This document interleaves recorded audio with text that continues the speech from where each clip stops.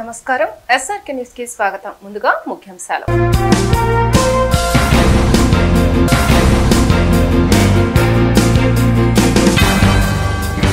విజయవాడలో ఎన్డీఏ కూటమి సమావేశం.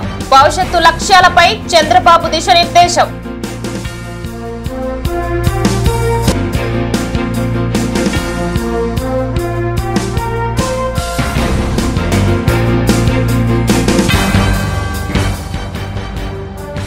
జీవో 117ని రద్దు చేయాలి డిమాండ్ చేసిన యూటీఎఫ్ రాష్ట్ర అధ్యక్షులు వెంకటేశ్వర్లు.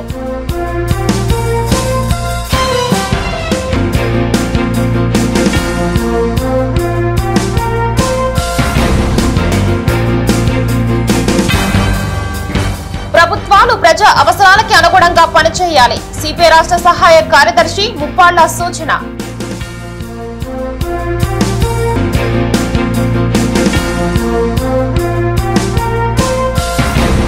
రాష్ట్ర చరిత్రలో ఎప్పుడు ఇవ్వని తీర్పుని ప్రజలు ఇచ్చారని తెలుగుదేశం పార్టీ అధినేత నారా చంద్రబాబు నాయుడు అన్నారు.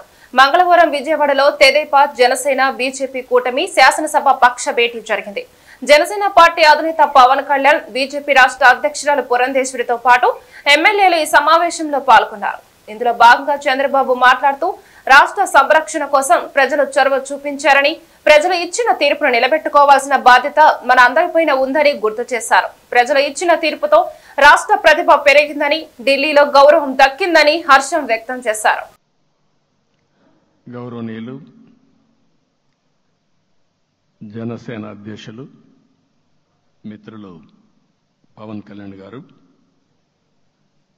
అదే సందర్భంలో బీజేపీ రాష్ట్ర పార్టీ అధ్యక్షురాలు పురంధేశ్వరి గారు, గౌరవనీయులు అచ్చెన్నాయుడు గారు, ఈ సమావేశానికి విచ్చేసినటువంటి నూతనంగా ఎంపికైనటువంటి ఎన్డీఏ ఎమ్మెల్యే అభ్యర్థులందరికీ పేరు పేరున మనస్ఫూర్తిగా నమస్కారాలు, అభినందనలు, శుభాభినందనలు.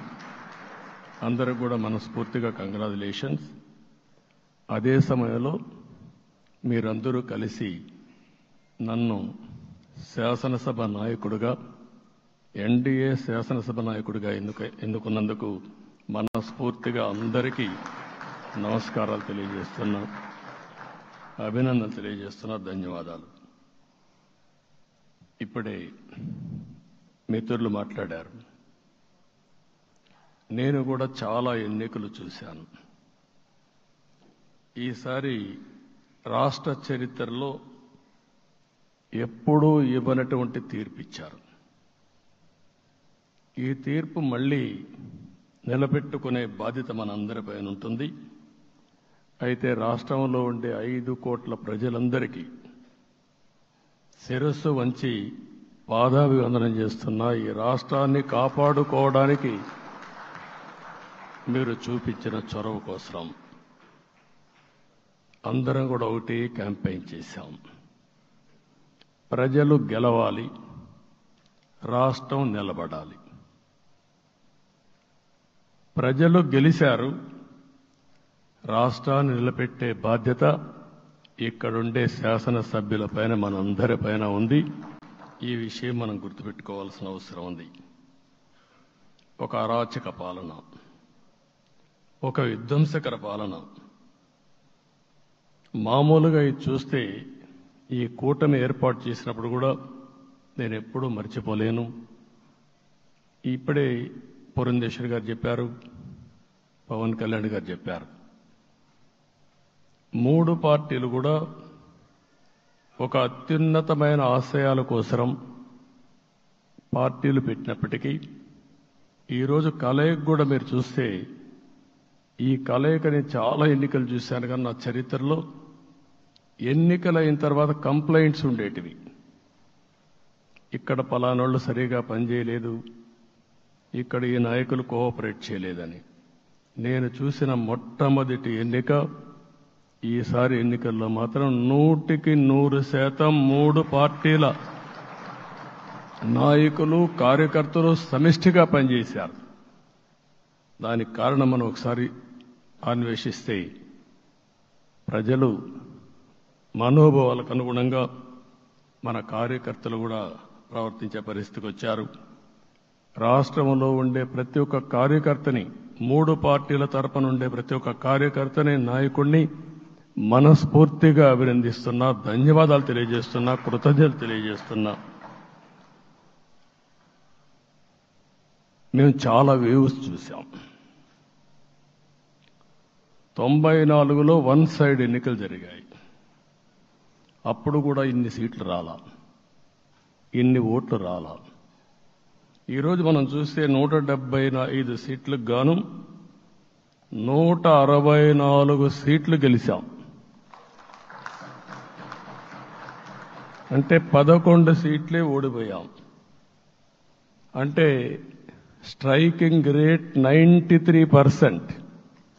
అంటే మామూలుగా 93% రావడం అనేది దేశ చరిత్రలోనే అరుదైన అనుభవం ఇది. అలాంటి అనుభవం ఇక్కడ చూపించారు. ఓటింగ్ కూడా 57% ఓట్లు వేశారు. మనకు 50% ఓట్లు ఇస్తే ఎక్కువ అనుకుంటాం. అలాంటిది 57% ఆవరేజ్గా ఈ రాష్ట్ర ప్రజానీకం మనల్ని ఆశీర్వదించారంటే మనలో ఎంత బాధ్యత పెరిగిందో మనం ఒక్కసారి గుర్తుపెట్టుకోవాల్సిన అవసరం ఉంది. జిల్లాల వారీగా, పార్లమెంట్ల వారీగా విశ్లేషిస్తే శ్రీకాకుళం క్లీన్ స్వీప్ 7కు 7 గెలిచాం. విజయనగరం అన్నీ గెలిచాం. అరకు 2-3 ఎన్నికల్లో మనం గెలవకుండా ఈసారి ఎన్డీఏ అభ్యర్థులు చూస్తే 7కు 5 గెలిచాం. మన దురదృష్టం పార్లమెంటు పోయింది. అక్కడి నుంచి వైజాగ్ 7కు 7 గెలిచాం. అనకాపల్లి 7కు 7 గెలిచాం. దెన్ తూర్పుగోదావరి, కాకినాడ, అమలాపురం, రాజమండ్రి, నరసాపురం, పక్కన వస్తే ఏలూరు, మచిలీపట్నం, కృష్ణా, గుంటూరు, నరసరావుపేట, బాపట్ల అన్స్టాపబుల్ 7కు 7 గెలిచాం. అక్కడి నుంచి ఒంగోలులో బ్రేక్ పడింది, ఒక 2 సీట్లు పోయినాయి. అక్కడి నుంచి నెల్లూరు 7కు 7 గెలిచాం. తిరుపతి 7కు 7 గెలిచాం. కానీ దురదృష్టం పార్లమెంటు పోగొట్టుకున్నాం. ఆంధ్రప్రదేశ్ ఐక్య ఉపాధ్యాయ ఫెడరేషన్ యూటీఎఫ్ మధ్యంతర కౌన్సిల్ సమావేశం మంగళవారం బ్రాడేపేటలోని యూటీఎఫ్ సమావేశ మందిరంలో జరిగింది. యూటీఎఫ్ జిల్లా ప్రధాన కార్యదర్శి కళాధర్ అధ్యక్షతన జరిగిన ఈ సమావేశానికి రాష్ట్ర అధ్యక్షులు వెంకటేశ్వర్లు అతిథిగా హాజరై మాట్లాడారు. తెలుగుదేశం పార్టీ తమకు ఇచ్చిన హామీలకు అనుగుణంగా జీవో 117ని రద్దు చేయాలని, ఉపాధ్యాయులకి స్వేచ్ఛగా బోధించే స్వతంత్రం కల్పించి బోధనేతర విధుల నుండి విముక్తి కల్పించాలని డిమాండ్ చేశారు. ఈరోజు ఆంధ్రప్రదేశ్ ఐక్యోపాధ్యాయ ఫెడరేషన్ గుంటూరు జిల్లా మధ్యంతర కౌన్సిల్ సమావేశాలు గుంటూరు జిల్లాలో జరుగుతూ ఉన్నాయి. రాష్ట్ర వ్యాప్తంగా ఉన్నటువంటి 26 జిల్లాల్లోనూ యూటీఎఫ్ యొక్క మధ్యంతర కౌన్సిల్ సమావేశాలు నిర్వహించుకుంటా ఉన్నాం. అలాగే 2024-25 అకాడమిక్ ఇయర్కు సంబంధించి రేపు 13వ తారీఖు నుంచి పాఠశాలని రాష్ట్ర ప్రభుత్వం పునఃప్రారంభిస్తున్నట్లుగా ప్రకటన చేసింది. పాఠశాలలు పునఃప్రారంభం అయిన తర్వాత పాఠశాలల్లో నూతనంగా విద్యార్థుల్ని ఎన్రోల్మెంట్ చేసుకునేటువంటి ప్రక్రియ కోసం ఉపాధ్యాయులు కృషి చేయాలనేటువంటిది యూటీఎఫ్ ఉపాధ్యాయులందరికీ కూడా ప్రత్యేకమైనటువంటి పిలిపిస్తూ ఉంది. ఈరోజు ప్రాథమిక పాఠశాలల వ్యవస్థని బలోపేతం చేసుకోవడం ద్వారానే విద్యార్థులకి నాణ్యమైన విద్య అందించేటువంటి ప్రయత్నం చేయగలమనేది యూటీఎఫ్ యొక్క విశ్వాసం, నమ్మకం. ఈరోజు ప్రభుత్వ పాఠశాలలో చదువుకునేటువంటి విద్యార్థులే రాబోయే కాలంలో రాజ్యాంగ విలువల్ని, నైతిక విలువల్ని, ప్రజాస్వామ్య హక్కుల్ని కాపాడుతారనేటువంటిది ఇప్పటి వరకు నిరూపితమైనటువంటి అంశం. అందుకనే ప్రభుత్వ పాఠశాలను బలోపేతం వైపు ప్రత్యేకమైనటువంటి కృషి ఉపాధ్యాయులు చేయాలని చెప్పి కోరుతా ఉన్నాం. అలాగే ఈ రోజున మరలా నూతన రాష్ట్ర ప్రభుత్వం రేపు ప్రమాణ స్వీకారం చేయబోతూ ఉంది. నూతన రాష్ట్ర ప్రభుత్వానికి ఆంధ్రప్రదేశ్ ఐక్యోపాధ్యాయ ఫెడరేషన్ రాష్ట్ర సంఘం ప్రత్యేకమైనటువంటి అభినందనల్ని తెలియజేస్తూ ఉంది. ఏదైతే ఎన్నికలకు ముందు జీవో నెంబర్ 117 గత విద్యా సంవత్సరాన్ని అస్తవ్యస్తం చేసి విద్యార్థులు ప్రభుత్వ పాఠశాలకి దూరం అవటానికి, ప్రాథమిక పాఠశాలలో ఉన్నటువంటి 1-2 తరగతులు మాత్రమే మిగలటానికి, 14,000 పైగా ఏకోపాధ్యాయ పాఠశాలగా మారటానికి కారణమైనటువంటి జీవో నెంబర్ 117ని రద్దు చేస్తానని తెలుగుదేశం ప్రభుత్వం హామీ ఇచ్చింది కనుక దాన్ని వెంటనే రద్దు చేయాలని ఈ సందర్భంగా మేము ప్రభుత్వాన్ని కోరుతా ఉన్నాం. అలాగే ఈ రోజున డిఎస్సి నోటిఫికేషన్ మెగా డిఎస్సి కూడా మొదటి సంతకం పెడతానన్నందుకు ముఖ్యమంత్రి గారికి అభినందనలు తెలియజేస్తూనే మెగా డిఎస్సికి సంబంధించి పారదర్శకంగా ఉపాధ్యాయ పోస్టుల్ని గణించి సుమారుగా 25,000 పైచిలకు ఖాళీలు ఉన్నాయనేటువంటిది తెలియవస్తూ ఉంది. దీన్ని మొత్తాన్ని డిఎస్సి ద్వారా నోటిఫికేషన్ ద్వారా వేసి పిల్లలకి నాణ్యమైన విద్య ఇచ్చేటువంటి ఉపాధ్యాయుల నియామకాన్ని పూర్తి చేయాలని కూడా ఈ ప్రభుత్వాన్ని కోరుతా ఉన్నాం. నూతనంగా అధికారాన్ని చేపట్టిన కేంద్ర రాష్ట్ర ప్రభుత్వాలు ప్రజల అవసరాలకి అనుగుణంగా పనిచేయాలని సిపిఐ రాష్ట్ర సహాయ కార్యదర్శి ముప్పాల నాగేశ్వరరావు, జిల్లా కార్యదర్శి జంగాల అజయ్ కుమార్ విజ్ఞప్తి చేశారు. కొత్తపేటలోని మల్లేలింగ భవన్ లో మంగళవారం ఏర్పాటు చేసిన మీడియా సమావేశంలో వారు మాట్లాడారు. 400 పైగా స్థానాలు సాధిస్తామని, బీజేపీ కన్నా కలలు అలాగే మిగిలిపోయాయని ఎద్దేవా చేశారు. ఇండియా కూటమి దేశవ్యాప్తంగా పుంజుకోవటం శుభ పరిణామమని కొనియాడారు. తెలుగుదేశం పార్టీ రాష్ట్రంలో మౌలిక వసతులు కల్పించి ప్రజలకి సమస్యల నుండి విముక్తి కల్పించాలని డిమాండ్ చేశారు. కేంద్రంలో రాష్ట్రంలో ఎన్నికల అనంతరం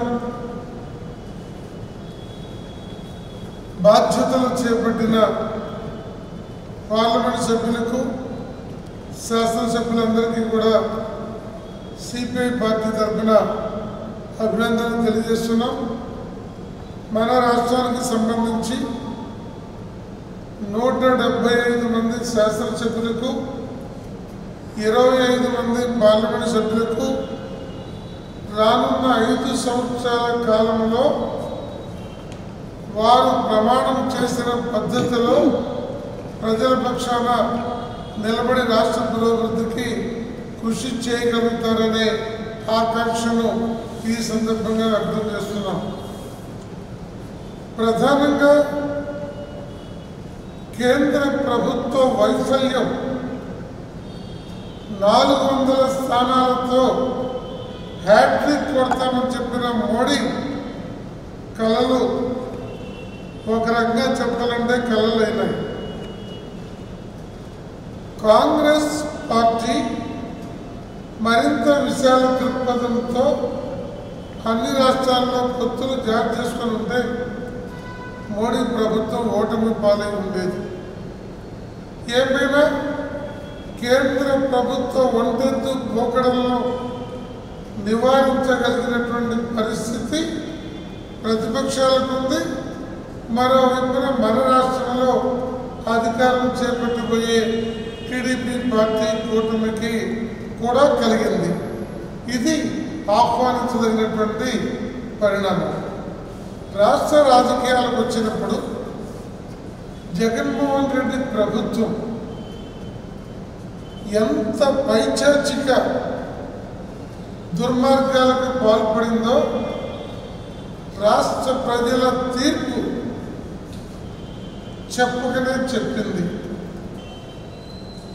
ఇటీవల జరిగిన సార్వత్రిక ఎన్నికల్లో దేశవ్యాప్తంగా ఇండియా కూటమి బలమైనటువంటి ప్రతిపక్షంగా ఏర్పడటం శుభ పరిణామం.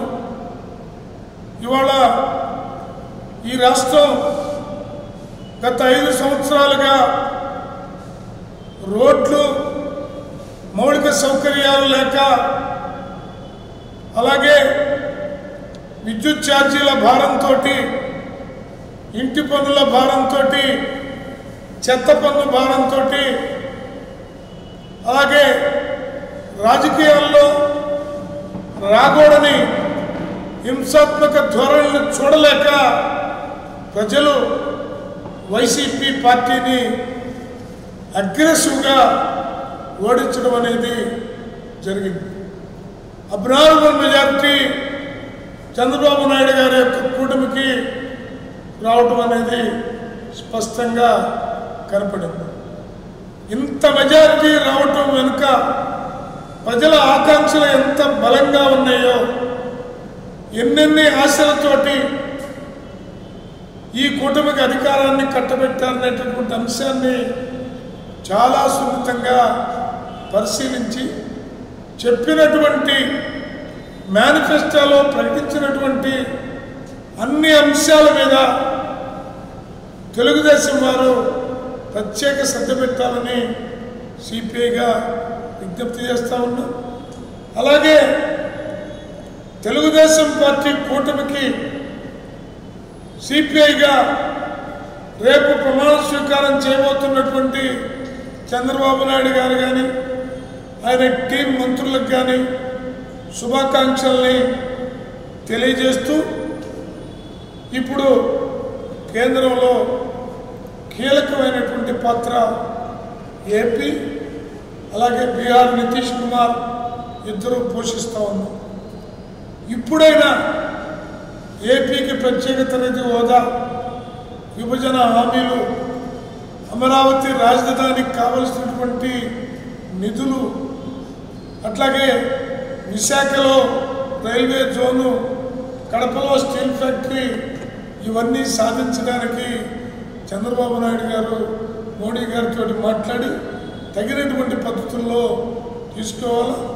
గతంలో తగిన మెజార్టీ ఉంది, ఇప్పుడు తగిన మెజార్టీ నరేంద్ర మోడీకి కూడా గట్టిగా కనుక అడ్డం తిరిగితే ఒప్పుకోవాల్సినటువంటి అనివార్యత ఉన్నటువంటి నేపథ్యంలో ఇవాళ ఇంకోటి కూడా మనం ఆలోచించాలి. తప్పుకు తప్పు పరిష్కారం కాదు, హింసకి హింస పరిష్కారం కాదు. గుంటూరు నగరపాలక సంస్థ పట్టణ ప్రణాళిక విభాగ అధికారులు గడిచిన 2 ఏళ్లుగా బిల్డర్లు, లైసెన్స్ ఇంజనీర్లను తీవ్రంగా ఇబ్బందులకి గురి చేస్తున్నారని క్రెడై, నరెడ్కో, లీ అసోసియేషన్ల నాయకులు మండిపడ్డారు. బృందావన గార్డెన్స్ లోని ఓ హోటల్లో మంగళవారం ఏర్పాటు చేసిన మీడియా సమావేశంలో క్రెడై, నరెడ్కో, లీ సంఘాల నాయకులు మాట్లాడారు. నిర్మాణాలకి సంబంధించిన అనుమతుల మంజూరు విషయంలో అధికారులు తమని తీవ్రంగా ఇబ్బందులకు గురి చేస్తున్నారని ఆవేదన వ్యక్తం చేశారు. ప్రభుత్వం స్పందించి తమకు న్యాయం చేయాలని ఈ సందర్భంగా వారు విజ్ఞప్తి చేశారు. గుంటూరు బిల్డర్స్ అందరి తరపున ఈ బిల్డర్స్ అసోసియేషన్స్ ఏవైతే ఉన్నాయో, నారెడ్కో, అట్లానే క్రెడై, ఆ ఇంజనీర్స్ అసోసియేషన్స్ ముగ్గురు కలిసి ఈరోజు ఈ ప్రెస్ మీట్ పెట్టడం జరుగుతుంది. ఈ మీడియా సమావేశంలో ముఖ్యంగా మేము చెప్పుకోదలుచుకుంది ఏంటంటే, ఎవరైతే ఇప్పుడు ప్రజెంట్ గుంటూరు కమిషనర్గా ఉన్నారో కీర్తి గారు వచ్చిన తర్వాత చాలా ఇబ్బందులు పడుతున్నాం. మా బిల్డర్స్ అసోసియేషన్లోని మెంబర్లందరూ కూడా ఓసీ ద్వారా కానీ, ఓసీ వచ్చే విషయంలో కానీ, పర్మిషన్స్ విషయంలో కానీ చాలా జాప్యం చేస్తున్నారు. ఆమెని ఆసరాగా తీసుకొని కింద ఉన్న సిపి గారు కానీ, ఏసీపీ గారు కానీ, డీసీపీ గారు కానీ అధికంగా లంచాలు ఆర్జిస్తూ అయినా కానీ పనులు కాకుండా, వీళ్ళు చేసిన పనులు కీర్తి గారి లాగిన్లోకి పోకుండా అడ్డుపడుతూ చాలా నష్టాలకు గురవుతున్నాం. ఇదంతా కూడా ఈ కీర్తి గారు వచ్చిన తర్వాతే ఇట్లా జరుగుతుంది. సిపి ప్రదీప్ గారు అయితే ఈయన వచ్చిన తర్వాత మరీ దారుణంగా తయారైంది. ఈయన నోరు పట్టకుండా అమౌంట్ డిమాండ్ చేయటమే కాకుండా ఎక్కడా కూడా పనిచేసిన దాఖలా లేదు.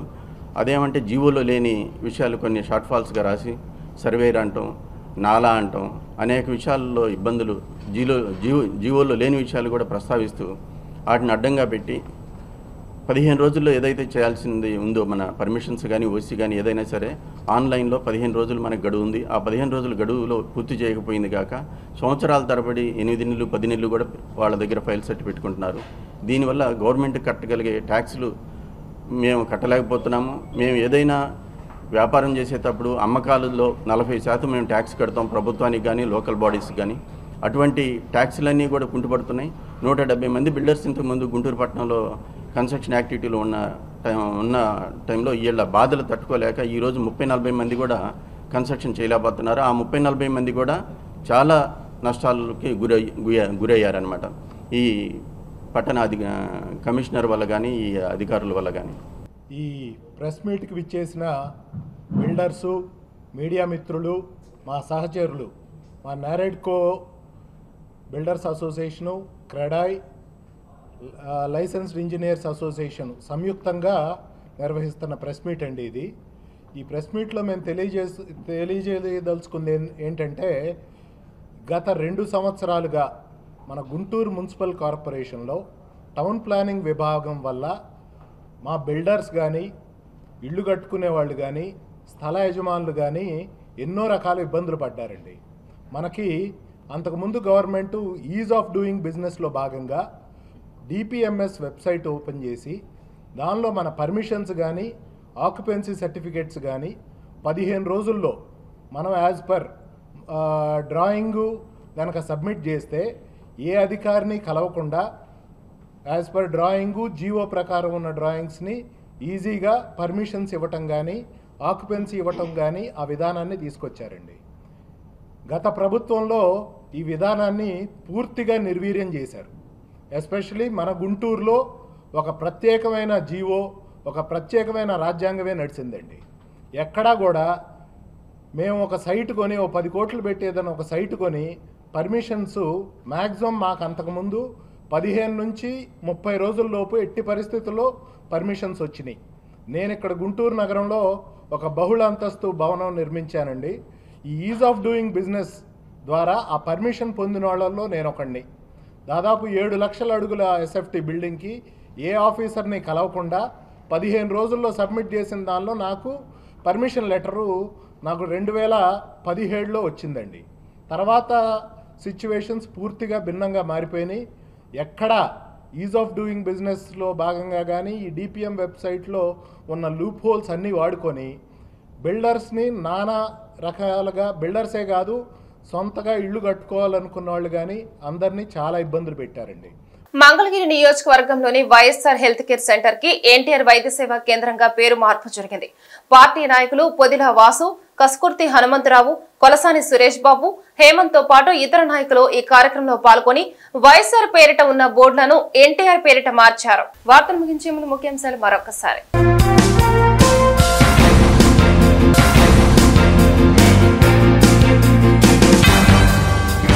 విజయవాడలో ఎన్డీఏ కూటమి సమావేశం.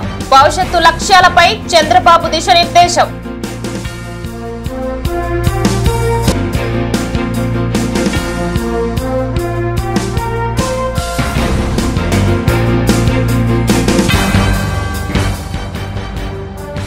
జీవో 117ని రద్దు చేయాలి డిమాండ్ చేసిన యూటీఎఫ్ రాష్ట్ర అధ్యక్షులు వెంకటేశ్వర్లు.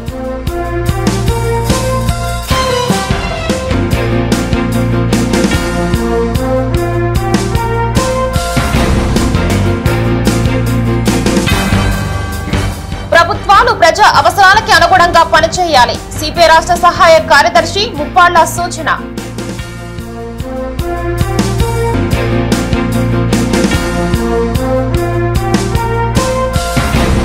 ఈ వార్త ఇంతటితో సమాప్తం. నమస్కారం.